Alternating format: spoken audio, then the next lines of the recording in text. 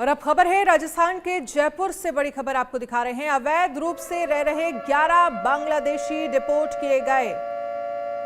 भांकरोटा इलाके में पकड़े गए थे 11 बांग्लादेशी अवैध रूप से ये रह रहे थे। सभी 11 बांग्लादेशी, ये तस्वीरें आपको दिखा रहे हैं।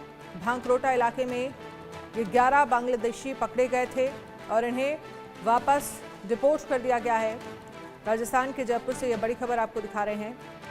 अवैध रूप से रह रहे 11 बांग्लादेशियों को डिपोर्ट किया गया।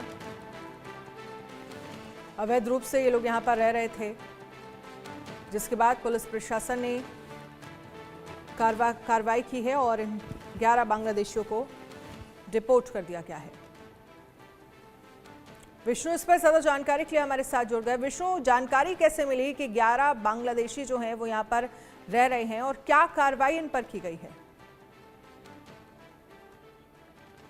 देखिए, पुलिस लगातार सर्च इस तरह के मामलों में करती रहती है। 20 अक्टूबर को भांकरोटा से इन 11 लोगों को पुलिस ने डिटेन किया और डिटेन करके उन तमाम दस्तावेजों को खंगाला कि ये तमाम जो लोग हैं वो बांग्लादेशी हैं और उनके पास जो दस्तावेज हैं वो भी सही नहीं है। उनके बाद इनको जेल भेजा गया। 6 लोगों को, कुछ इसमें नाबालिग भी थे, और उनको बाल सुधार गृह में रखा गया। और एक इनमें जो व्यक्ति है वो उसको बताया जा रहा है कि वो विकलांग भी था। इन तमाम लोगों को पुलिस ने अपनी निगरानी में रखा। निगरानी में रखने के बाद जो उच्च अधिकारियों को रिपोर्ट दी गई। रिपोर्ट देने के बाद इनको अलवर भेजा गया। अलवर के बाद रविवार देर रात इन सभी लोगों को बांग्लादेश वापस भेज दिया गया। बांग्लादेश की सरकार से और वहाँ के जो अधिकारी है उनसे बातचीत की गई और इन तमाम लोगों को जो है वापस भेज दिया गया। कई एजेंसियों ने इनसे पूछताछ की है कि आखिर ये घुसे कैसे। जो दस्तावेज इनके पास मिले हैं वो फर्जी दस्तावेजों के आधार पर तैयार किए गए हैं। उन तमाम जो दस्तावेज इनके पास मिले थे उनकी जांच की जा रही है। साथ ही साथ एक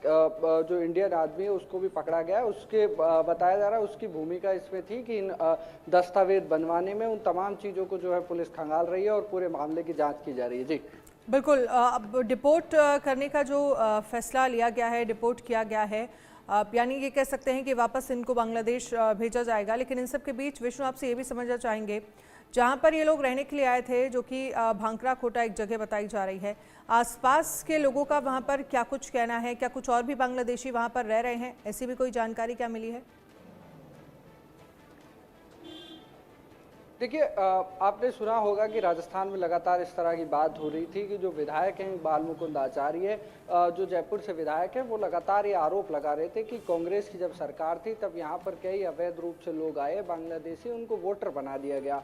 उसके बाद ये लगातार जो विवाद है वो राजस्थान में चलता हुआ आ रहा था। रविवार को इन सभी 11 लोगों को बांग्लादेश तो भेज दिया गया है, लेकिन और भी जो कुछ संदिग्ध हैं उनको लगातार जानकारी उनकी जुटाई जा रही है कि ये जिस तरह से 11 लोग मिले हैं, क्या इसी तरह से कुछ और भी लोग अवैध रूप से राजधानी जयपुर का जो भांकरोटा इलाका है क्या वहाँ पर रह रहे हैं। इस तरह का जो सर्च ऑपरेशन है पुलिस की ओर से चलाया जा रहा है। और पुलिस के अलावा जो कई जांच एजेंसी हैं उन्होंने भी इन तमाम लोगों से पूछताछ की है और वो भी अब लगातार ये पता लगाने का प्रयास किया जा रहा है कि आखिर ये लोग हिंदुस्तान में घुसे कैसे, इन्होंने दस्तावेज बनवाए कैसे। तमाम जो जानकारी हैं वो पुलिस की ओर से जुटाई जा रही हैं। जी बिल्कुल, ये बड़ा सवाल है और मैं ये भी समझना चाहूँगी, क्योंकि इन लोगों को जेल भेजा गया था, पूछताछ में क्या सामने निकल कर आया?